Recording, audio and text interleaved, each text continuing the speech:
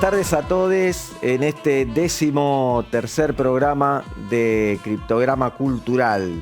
Esta nueva temporada que hemos empezado a llevar adelante, segunda temporada, seguimos proponiendo pensar en clave federal la cultura y la comunicación argentina, siempre saliendo desde la ciudad de La Plata, capital de la provincia de Buenos Aires, para todos los canales y señales que emiten en el resto del país y que colaboran también con nosotros en su producción de contenido. Canales públicos, universitarios, provinciales y también dentro de muy poco el primer medio audiovisual villero de la patria. Allí también estaremos saliendo. Hoy tenemos dos invitadas de nuestra gran escena teatral argentina. Ambas tienen una destacada trayectoria. Silvana Prieto, que es actriz, directora, docente de teatro, y también Laura Gerolimetti, que es bailarina, intérprete, también docente en el arte escénico. Y seguramente la van a reconocer, la van a ver un poco familiar, fue parte de los contenidos de otras invitadas maestras en este programa Criptograma Cultural. Ambas integran el grupo teatral El Legado. En la editorial de hoy, Ficción en fuga. ¿Qué pasó con la ficción argentina? Seguimos analizando la producción audiovisual, lo que viene golpeando la antipolítica que lleva adelante en el área de comunicación audiovisual el gobierno nacional, golpeando sobre el trabajo y la producción, pero sobre todo sobre el consumo cultural argentino y algunas áreas específicas del trabajo también. Hoy contamos con la columna del profe Tete Romero. Desde el Chaco nos sigue proponiendo analizar las palabras y también el imperio de la ficción a través de su contenido, su propuesta que viene planteando: somos lo que hablamos y callamos. Esa frase de por sí ya dice mucho y esperamos que el profe Tete Romero nos ilustre cada día un poquito más con nuevos pensamientos, nuevas líneas de análisis y sobre todo con una mirada profunda en la cultura y la comunicación.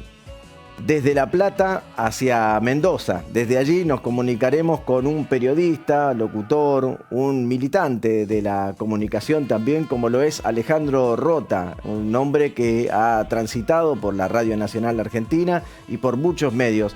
Un habitante de hoy en Luján de Cuyo, pero nacido en San Rafael de Mendoza, y un referente importante en la radiofonía argentina desde la dirección de Habita Radio, un medio alternativo. Hoy hablamos sobre la comunicación comunitaria, cooperativa y sobre todo federal. Esta semana recomendamos un libro, Corposofía, de Yael Barcesat. Este libro tiene mucho que ver con el manejo del cuerpo, pero sobre todo con las emociones. Nos pareció importante empezar cada semana recomendando una lectura que nos pueda ayudar un poco a reflexionar entre la cultura, la comunicación y también qué hacer con nuestra vida cotidiana. Algo de eso habla Yael Barcesat en Corposofía y por supuesto recomendar. Como siempre decimos en este programa, seguramente tiene la oportunidad de analizar un poco más profundo, de poder ver lo que pasa en la cultura y la comunicación. Y si nos está viendo, si lo ve por algún canal de aire o si lo ve también por alguna red social, por YouTube, por ejemplo, denos un me gusta, una campanita de notificación, avísenos de alguna forma, mándenos un mensaje. Si le gustan los temas que elegimos, si le parece bien que profundicemos en cada una de las líneas, porque para eso estamos, para trabajar el tema de la cultura y la comunicación en clave federal. Y por eso es importante que nosotros podamos transmitir lo que ustedes también piensan y nos transmiten a nosotros desde las redes sociales o de cualquier otro ámbito de comunicación. Así comienza Criptograma Cultural.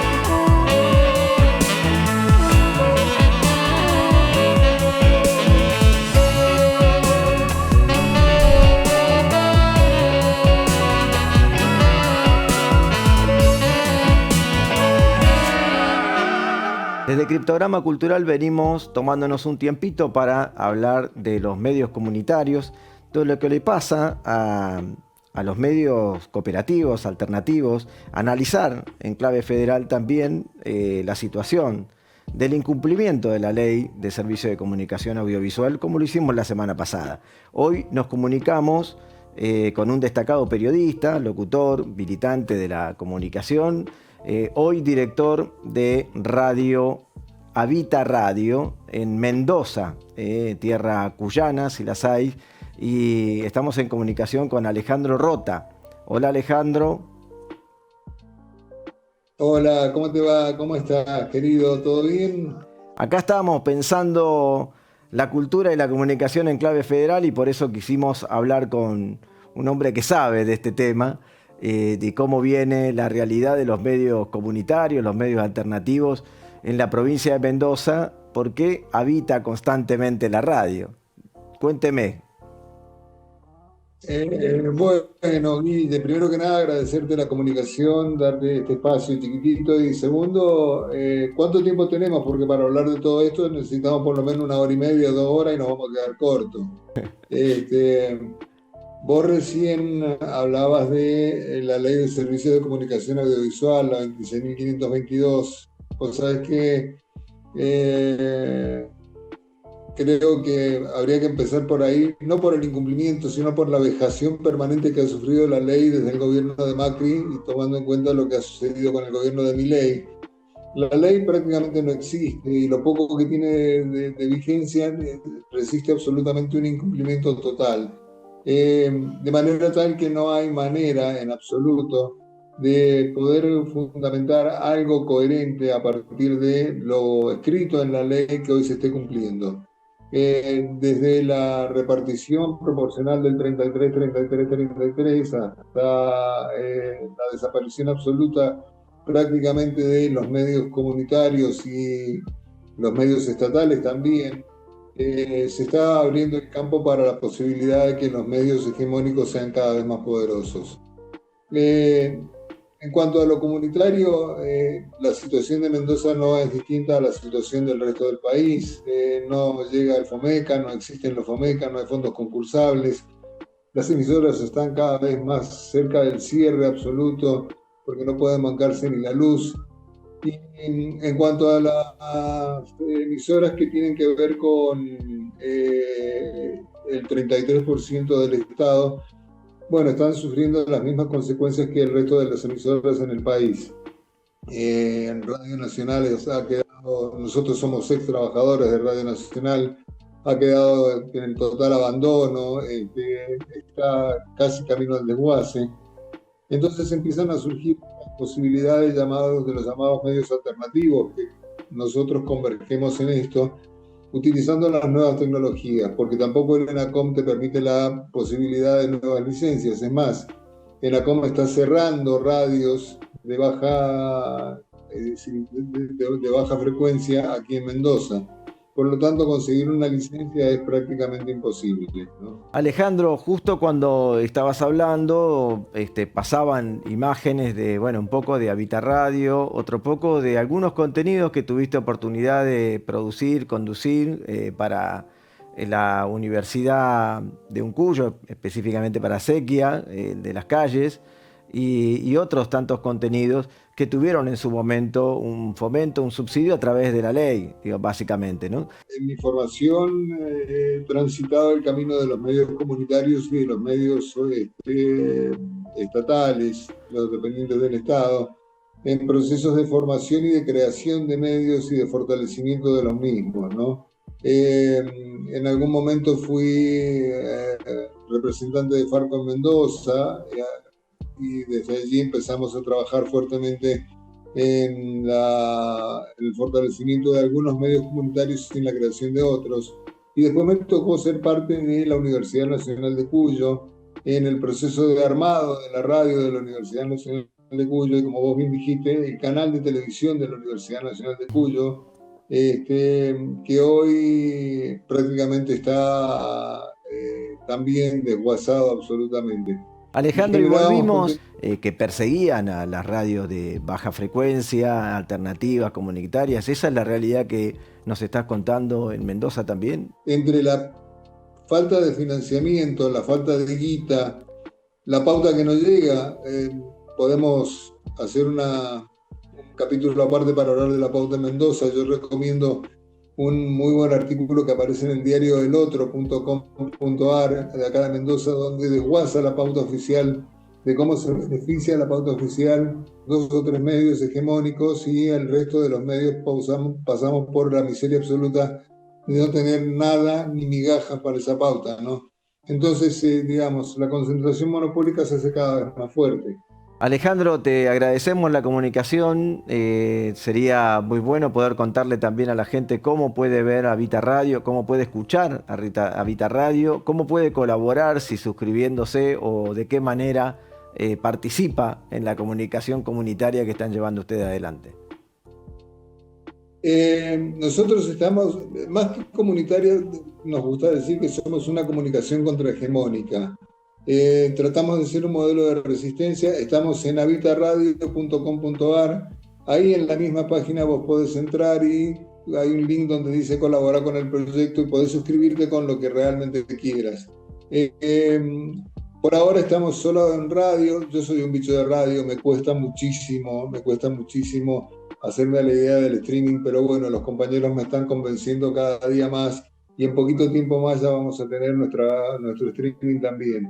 Estamos creciendo, estamos fortaleciendo. Ahí estoy viendo imágenes de algunos de los programas, como Chique Zombie, algunos otros programas que vienen a engrosar nuestra comunicación. Así que agradecerte, Guille. Nada, sabes que te aprecio mucho, que te tengo muchísimo cariño. Sos un gran laburante, un gran profesional y también un maestro de la resistencia. Así que hablar con vos es para mí un verdadero placer.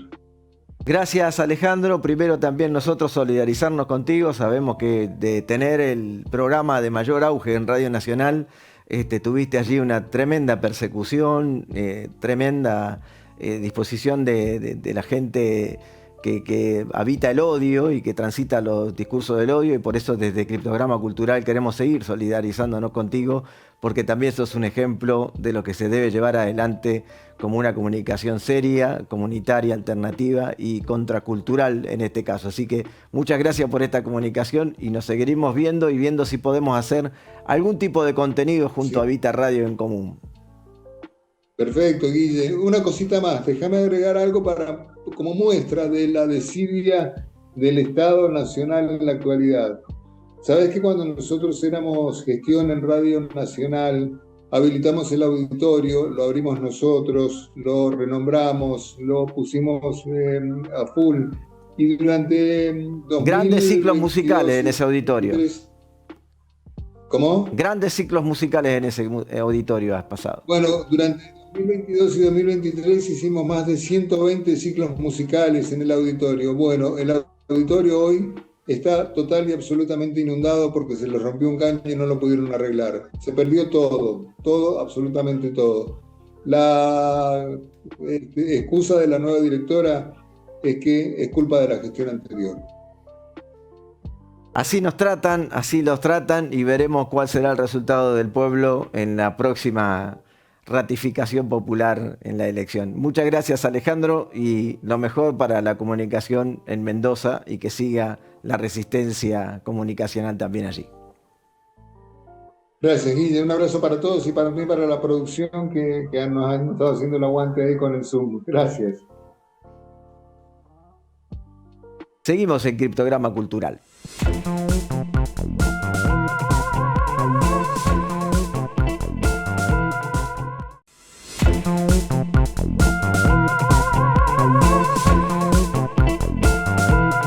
Ficción en fuga. ¿Qué pasó con la ficción en la Argentina? ¿Se acuerdan? La semana pasada, para quienes nos vienen siguiendo, vimos en la editorial una placa muy interesante que hoy quiero volver a compartir con ustedes, que habla sobre cuánto ha perdido en este proceso la ficción, la llegada a la audiencia, a la llegada del público, porque es importante recordar que la Argentina tenía una capacidad de más de 1.400 y pico de horas y que ha caído el 86%. Y repetir este gráfico de investigación de Ovitel, Observatorio Iberoamericano de la Televisión y la Ficción. Pero esto tiene un impacto que no solo llega hacia la audiencia, que es lo que hemos visto muchas veces.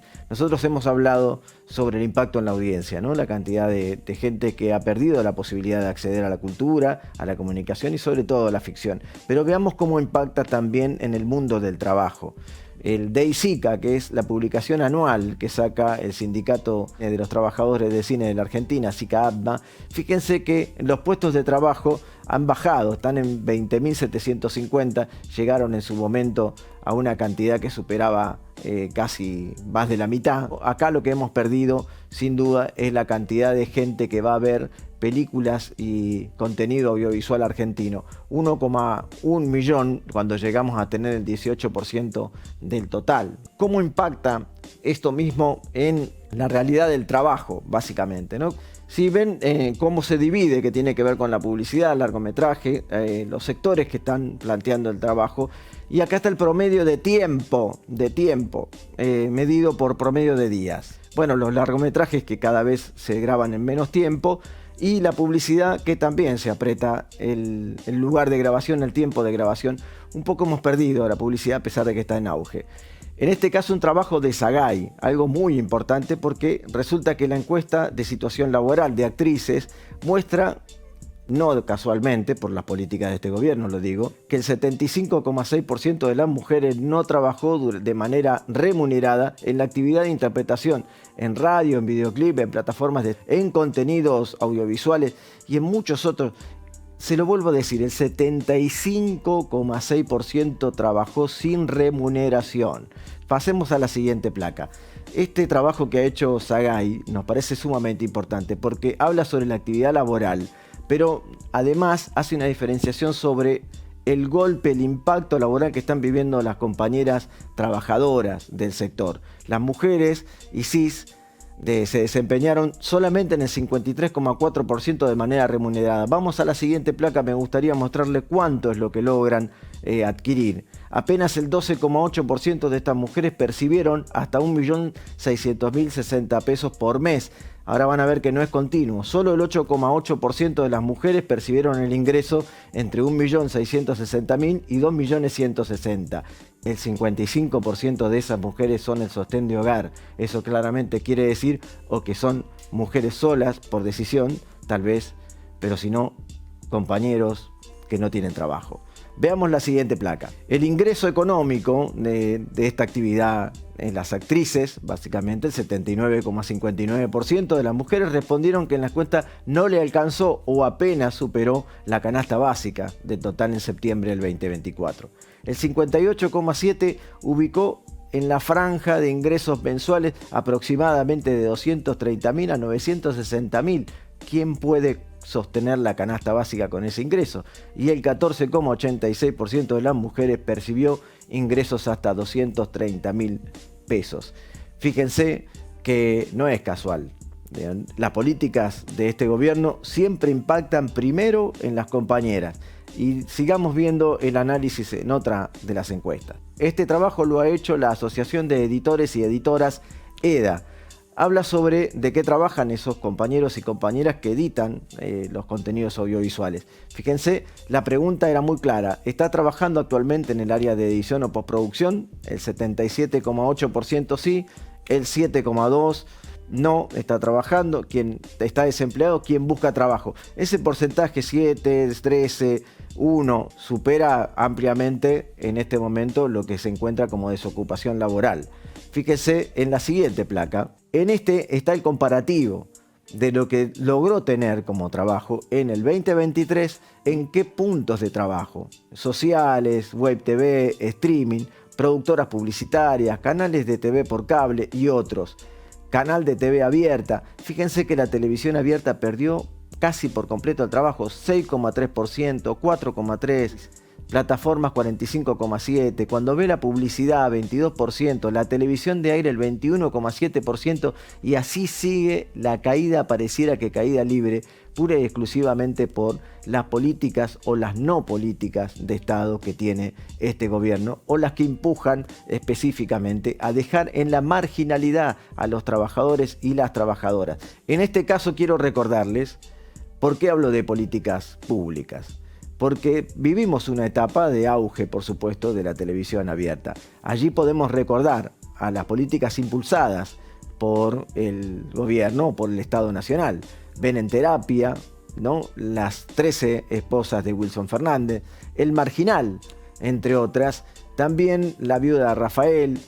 Me parece que es interesante también pensar en el ciclo de Televisión por la Inclusión y por otro, el ciclo Televisión por la Identidad. Recordemos que algo bien deben haber hecho esos contenidos porque fueron multipremiados muchos de ellos, y vimos en nuestras pantallas cómo era posible identificar a través de este tipo de ciclos como Televisión por la Identidad la posibilidad de reconocer a nuestra propia identidad, de subsanar o tal vez de encontrar apenas un poquito de algo que satisfaga a un sector que ha perdido mucho durante la última dictadura militar. Y por eso los voy a dejar con este video, que es nada menos que la presentación de Estela de Carlotto avisando, contando que se ha vuelto a encontrar el nieto número 140.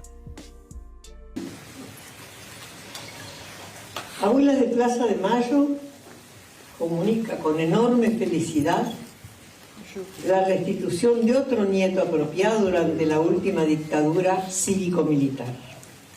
Hoy damos la bienvenida al hijo de Graciela Alieta Romero y Raúl Eugenio Metz. Bienvenida. Bienvenido. Nieto 140.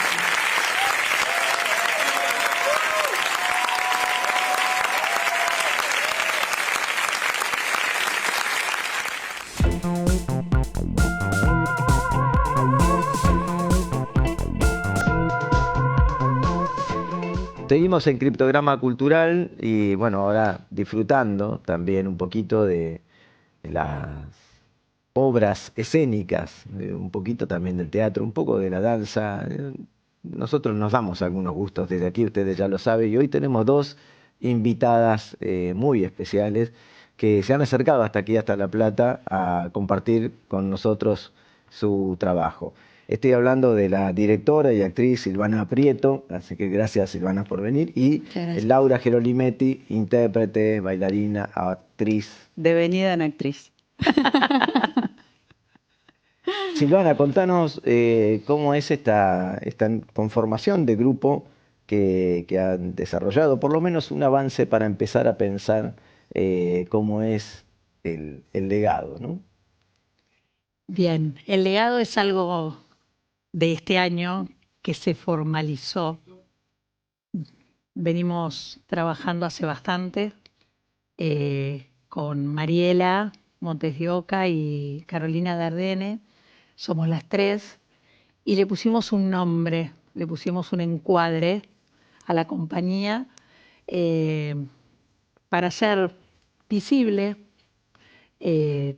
todo el trabajo teatral que venimos realizando hace muchos años y con un significado importante de lo que es el legado, como palabra, como símbolo, y más allá de las edades, porque soy la más grande de las tres, siempre uno deja legados, uno comparte su experiencia y bueno, y deja una huella en el otro. Y hay algo que donde vayas te acompaña. Entonces por eso también le pusimos comunidad teatral, porque en cada proyecto que hacemos, los que son parte de la obra de ese proyecto están dentro del legado, que tiene después un nombre, esa obra, ¿no? Pero el legado presenta, digamos. Qué interesante, porque yo recuerdo las palabras de Mauricio Cartún, le hicimos una entrevista también hace unos no sé, unos 4 o 5 capítulos atrás del programa, y hablaba no solo del convivio, sino que existía tanta experiencia en el teatro, en la escena argentina, en particular, que había ya de por sí un legado. Es decir, utilizaba la palabra legado para contar, que transmitía generacionalmente, casi como un ADN de nuestra capacidad artística, ¿no? Así que, por más Por ahí joven va que la uno cosa. sea, también tiene un legado, ¿no es cierto, Laura? Totalmente. Bueno, yo estoy acá un poco como invitada, estoy de intérprete en este último ciclo, que es el inicio de varios.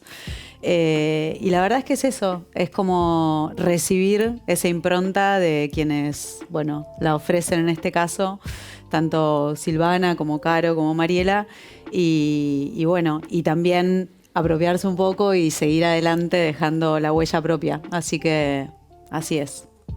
Mientras estábamos hablando, van pasando algunas fotos que tienen que ver por ahí con los integrantes, en algunos casos, algunas escenas de actuaciones del grupo El Legado, pero nos parece muy importante profundizar sobre la escena en sí mismo y también de las obras. Así que lo vamos a dejar para el próximo bloque. Vamos a una pausa y enseguida retomamos.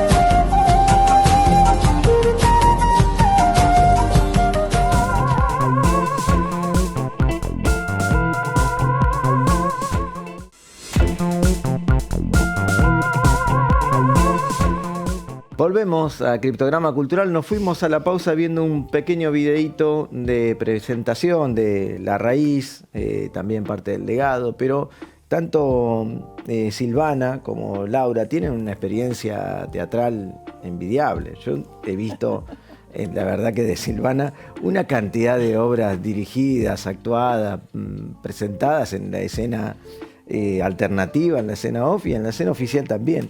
Contanos un poco, Silvana, cómo es esta etapa de trabajo actoral y de dirigir. No sé si hace tanto que estás dirigiendo. Contanos un poquito también eso. Yo empecé hace muchísimos años con teatro infantil. Mi primer espacio profesor, docente, primero fue Carlos de Urquiza y después fue Héctor Presa, y trabajé muchos años en la compañía de La Galera Encantada. Ahí hice mucho teatro infantil, también para adolescentes, y a medida que fue pasando el tiempo y vamos creciendo con ese tiempo, yo me seguí formando y seguí estudiando, y en un momento dado tuve la necesidad de ir más allá y empezar a tomar clases de dirección. Al principio empecé con Juan Carlos Gené, un grosso, y después seguí en el espacio del CELCIT, y paralelamente con la actuación me formaba en la dirección. Y con un amigo me propuso que trabajemos juntos y empecemos a dirigir, y ahí empezamos, tomamos como protagónico el espacio de la ranchería, un espacio interesante, el teatro que queda en San Telmo, hace varios años, y ahí empezamos a convocar elencos y a hacer obras.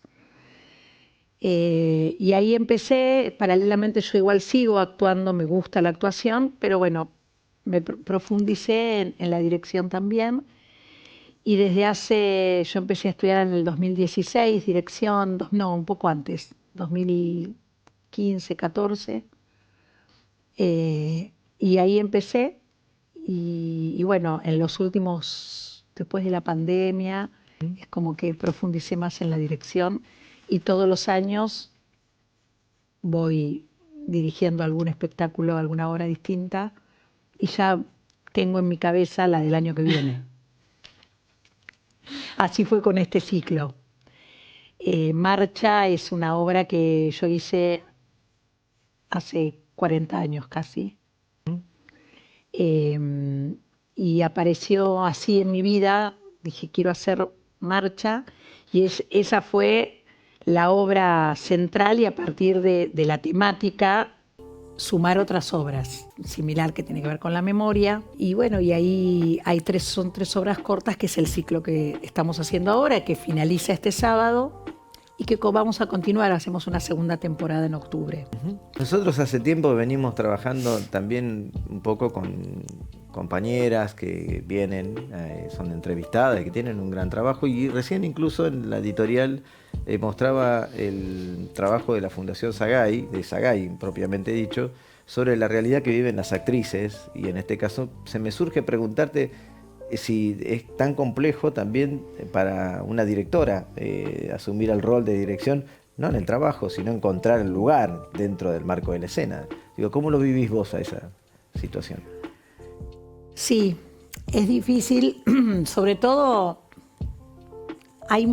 sobre todo porque a veces uno piensa una apuesta donde no tenés el espacio todavía. Entonces hay que ir, buscar el espacio y ver si el espacio que te gusta está y acomodar la obra que pensaste de acuerdo a ese espacio, a las luces, a lo que puedas poner en escena. Y a veces no es tan fácil. Hay espacios que personalmente me encantan, pero ya tienen programación a lo mejor de aquí a 2 años. Cuando tengo un espacio que lo tengo ahí en mi cabeza y puede ser posible, ya ahora lo empiezo a hablar el año anterior a ver si puede ser. Entonces, pero sí, es un tema desde ese lugar. Sí, sí. Laura, nosotros te vimos ya en este programa, ya te vimos. Llegaste como adelantada, porque okay. Vino Silvia Vladimirsky, te vimos en varias de sus obras. Vino también invitada Vivian Luz. Claro. Te vimos interpretando a Vivita. Te va para la audiencia. Hace muchos años. Vivian se expresó específicamente sobre vos, así que por eso le recordamos a la audiencia que te conocemos. Recuerdo que has trabajado en el ballet argentino, has tenido parte de esa compañía dirigida por Julio Boca, Ricky Pashpun, te tenemos en distintos lugares. ¿Cómo, después de toda esa trayectoria, llegaste a integrarte, a trabajar, a ver esto y con este desafío? Bueno, un poco es la vida misma que nos va como llevando hacia un punto. Si bien yo hace muchos años que estoy como interpretando como bailarina, en diferentes proyectos que además sigo haciendo y sigo como muy vinculada con la danza. También hace varios años yo estoy en el área de docencia de artes escénicas. Justamente mi departamento, o sea, lo que hago yo, me ocupo de que los estudiantes puedan integrar el movimiento de la danza contemporánea con la palabra. Entonces ya hace varios años vengo yo laburando desde el otro lado, como de proponerles a ellos incorporar la voz al movimiento.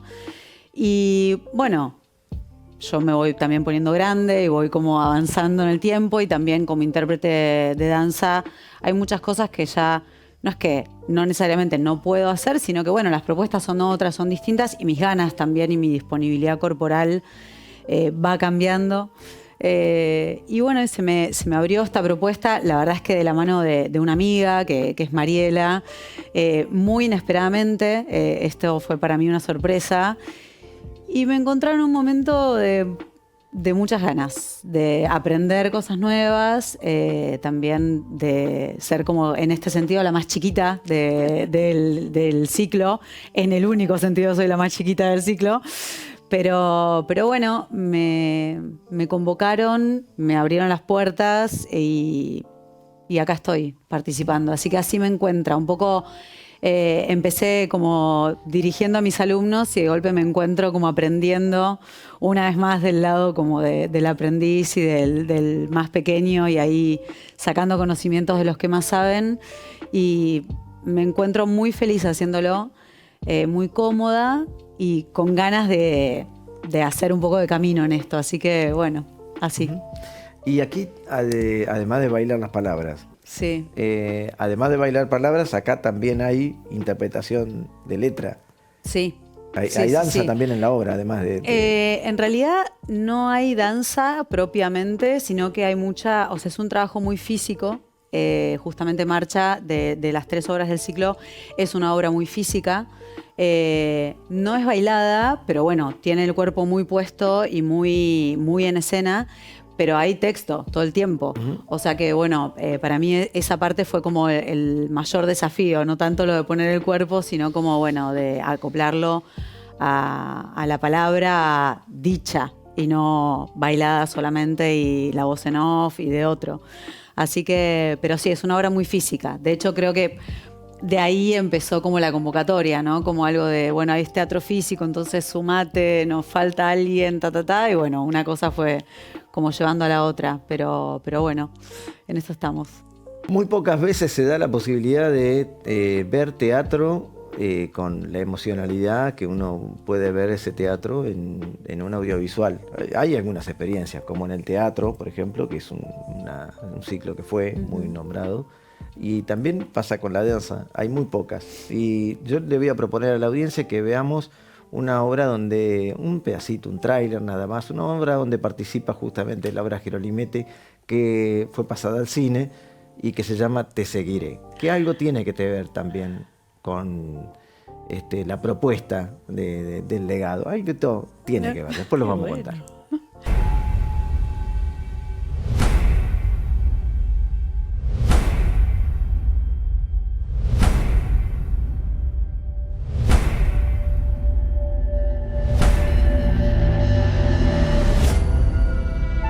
Si hubiésemos nacido en otro momento de la historia, ¿seríamos los mismos?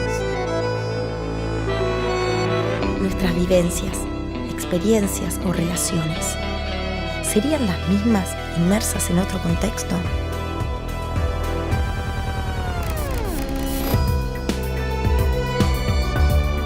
Alfredo, no me asustes. ¿Qué pasó? Nuestra manera de vincularnos, afectiva y emocionalmente, ¿hubiese sido la misma?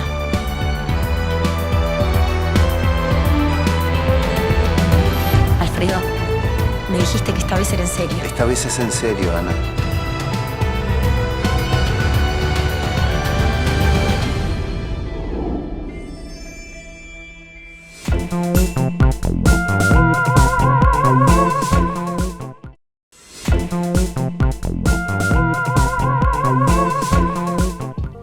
Desde la provincia de Chaco, el profe Tete Romero nos sigue proponiendo pensar el imperio de las ficciones, nada menos con su frase: somos lo que hablamos y callamos.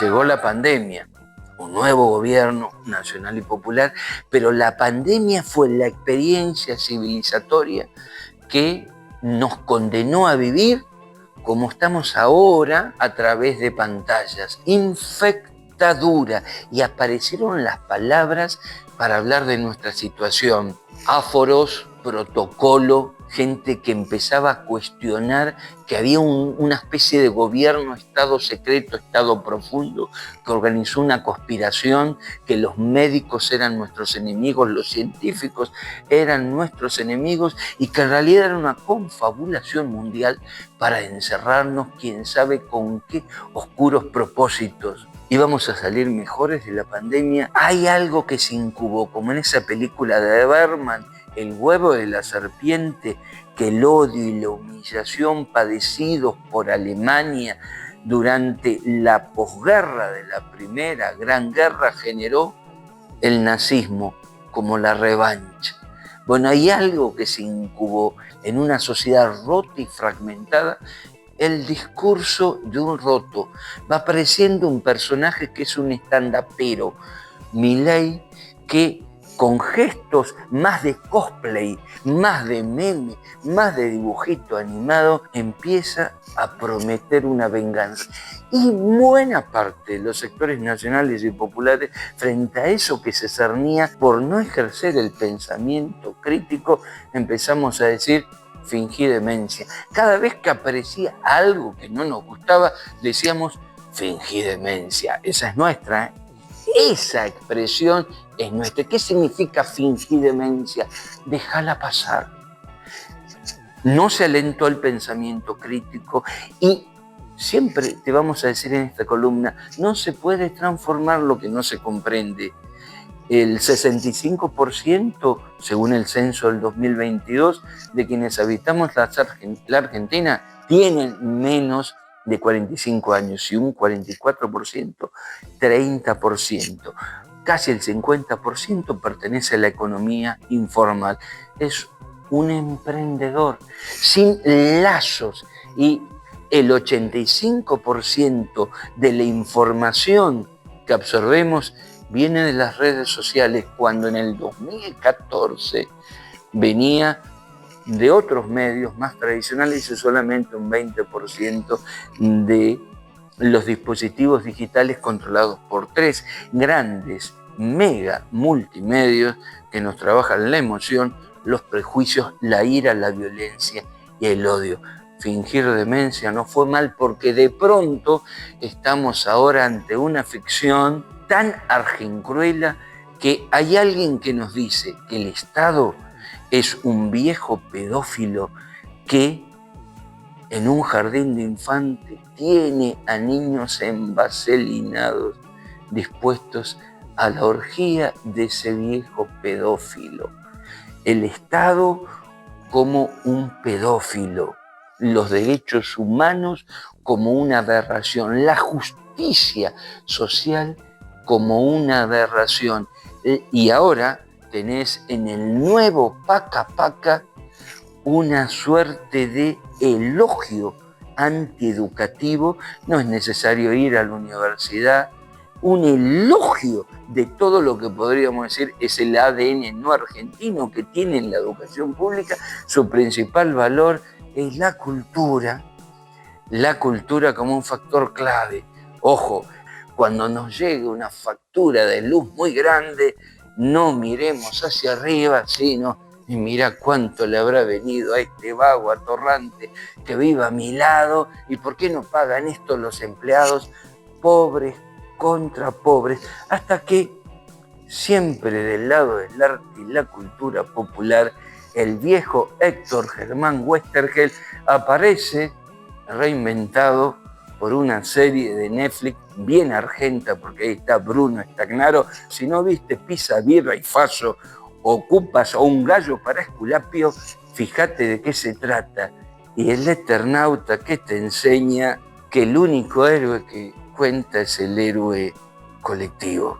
Nadie se salva solo. Seguimos en Criptograma Cultural analizando la cultura y la comunicación en clave federal, hoy con 2 invitadas de lujo, por lo menos para mí, porque siempre que está el teatro en la universidad, siempre que está la danza en la televisión pública, es algo para celebrar. Laura, vimos hacia el final del bloque anterior un pequeño adelanto de una obra que se puede ver todavía en Cinear, a la gente que quiera ir a verla. Te seguiré. ¿De qué trata más o menos?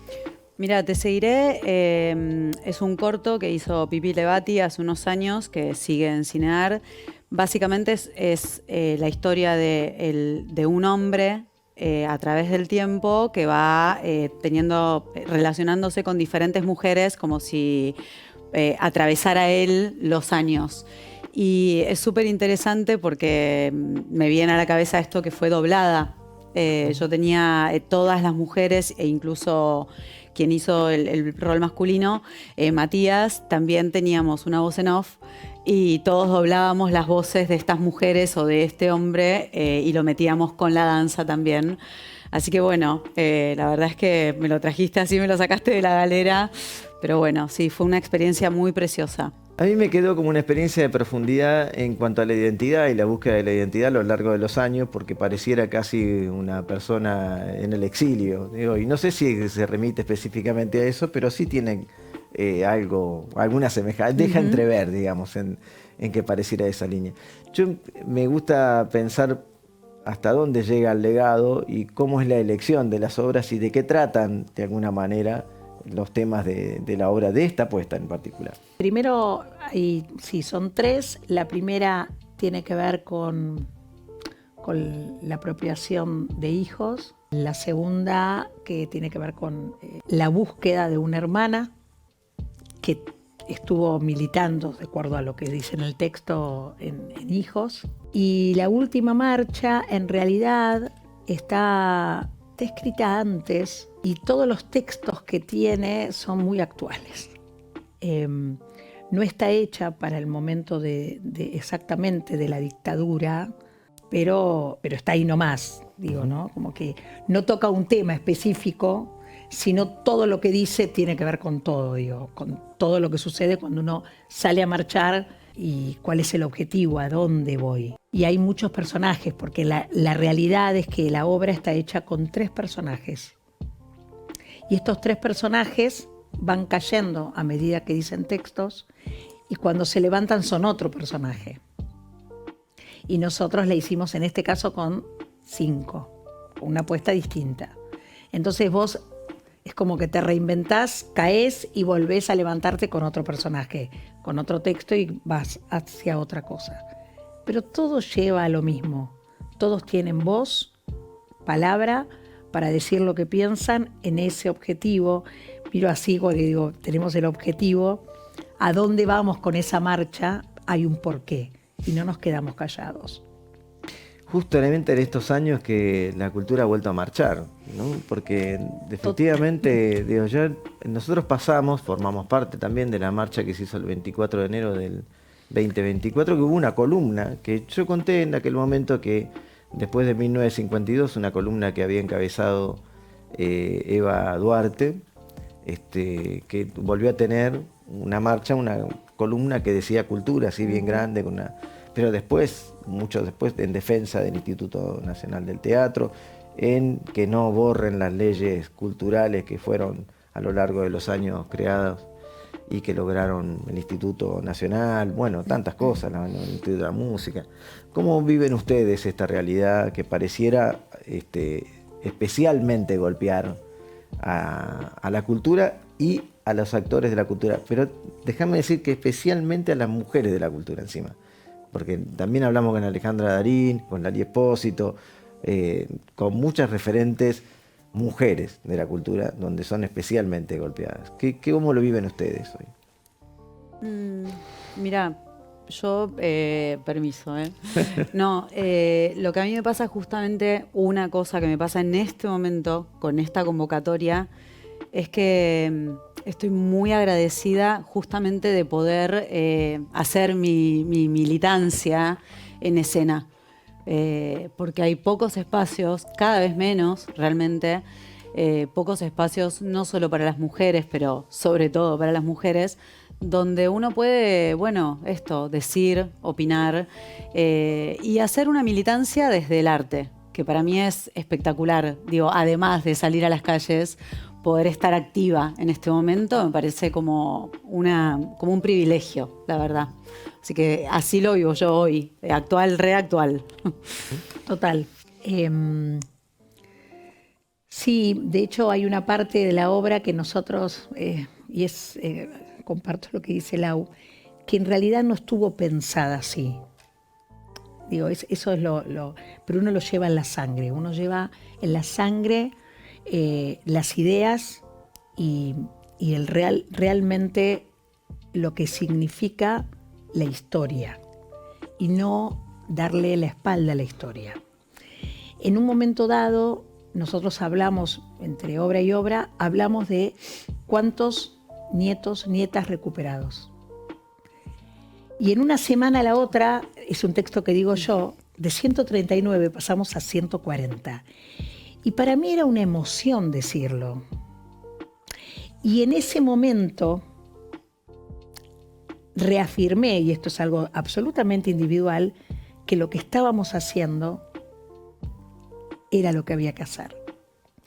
Poder expresar un poco lo que está trayendo Lau, expresar, hacer arte con nuestra historia, realmente con nuestra historia, una militancia, y que, insisto, no fue pensado así, pero en uno de los textos de marcha, yo hago una persona mayor, más mayor de lo que soy, y realmente mi imagen son los miércoles de los jubilados. Y bueno, la pregunta que vos hiciste de las mujeres, me parece que bueno, sin ahondar de dónde viene, pero realmente hay algo que tiene que ver con que las mujeres en los últimos años, me sale la palabra brillar, pero han tomado un lugar muy importante y de voz, ¿no? de poder hablar y que somos pensantes. Sí, Y de yo no poner solo el cuerpo, sino es también la palabra. La palabra, y yo pienso en Lau, que tiene 20 años menos, en actrices que son muchos más jóvenes, y yo admiro la capacidad en la claridad que se manejan y que hacen arte. Y eso a mí me emociona, porque bueno, yo tengo ya un recorrido, era chica, viví la dictadura. Entonces, que la mujer tenga el papel que tiene hoy y que sea respetada y tenga las ideas claras, porque es importantísimo tener conciencia de lo que se piensa, se dice y se hace, que es algo súper difícil. Silvana, Laura, la verdad que el agradecido soy yo y seguramente la audiencia. Nos quedaríamos acá hablando de esto muchísimo tiempo más, sobre todo de las obras, del arte y del por qué lo hacemos, que es lo que nos gratifica enormemente. No se vayan, ahora hay un bloquecito más de despedida y ahí terminamos.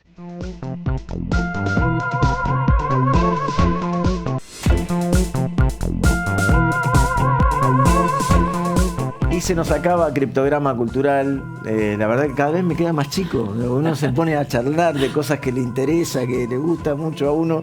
Y bueno, así es este programa que tratamos de hablar de la cultura y la comunicación en clave federal. Y yo muy agradecido que hayan aceptado la invitación. Silvana, Laura, realmente. Muchas gracias, de verdad. No sé si les quedó gracias. algo en el tintero, algo que falta para contarle a la gente. Que viene la última función de Hasta la Raíz el sábado a las 21 horas en Aria. En Área 623, y bueno, también pueden como seguir al legado en el Instagram y ver los próximos ciclos y acompañar esta comunidad. Bárbaro, y seguramente retornarán, porque me parece que Obviamente. 3 obras al hilo, Un digamos, placer. un espectáculo exagerado. Bueno, si usted está siguiendo Criptograma Cultural, si ustedes siguen los canales de televisión públicos, universitarios, pero si también está siguiéndolo por internet o lo ve por YouTube, denos un like, háganos saber que está allí, que nos dicen algún comentario, y nosotros aquí seguiremos tratando de pensar juntos la comunicación y la cultura entre todos, en clave federal. Ustedes ya lo saben. Nos vemos la próxima semana.